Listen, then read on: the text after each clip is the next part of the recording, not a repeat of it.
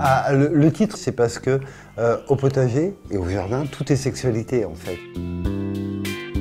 Tout simplement une tomate, hein, la reine du potager, hein, les stratégies qu'elle met en place, parce qu'elle n'a pas de jambes et qu'il faut quand même qu'elle soit fécondée et qu'elle puisse être déplacée, c'est absolument fabuleux.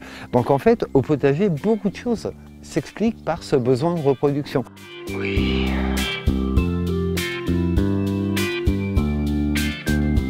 Ça compte hein, de le savoir, mine de rien, parce qu'en fait, au potager, qu'est-ce qu'on fait? On encourage la sexualité ou alors on la freine au maximum. Quand est-ce qu'on encourage la sexualité et la reproduction? Quand on veut des fruits, des tomates, des courgettes, des aubergines, des concombres, etc.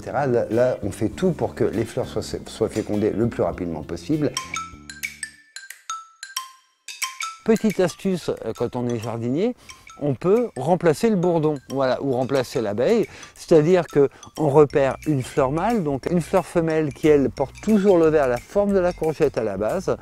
On prélève du pollen sur l'un pour l'emmener sur le pistil de l'autre, tout simplement. A l'inverse, quand vous avez des laitues, vous voulez surtout pas qu'elles montent à graines, qu'elles se reproduisent, donc, et là on fait tout pour freiner la sexualité. Pas de stress hydrique, pas de plein soleil, pas de chaleur trop longue, etc. Alors le livre il est construit vraiment selon moi ce que je vis, et au potager c'est 4 saisons de plaisir.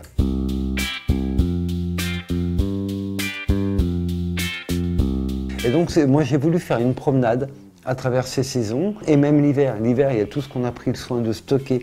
Et alors c'est très très curieux d'ailleurs, hein, mais la nature doit nous penser très défaillants en hiver, hein, puisque dans le potager, finalement, n'est composé quasiment que de plantes aphrodisiaques, on va dire encourageantes dans les rapports humains.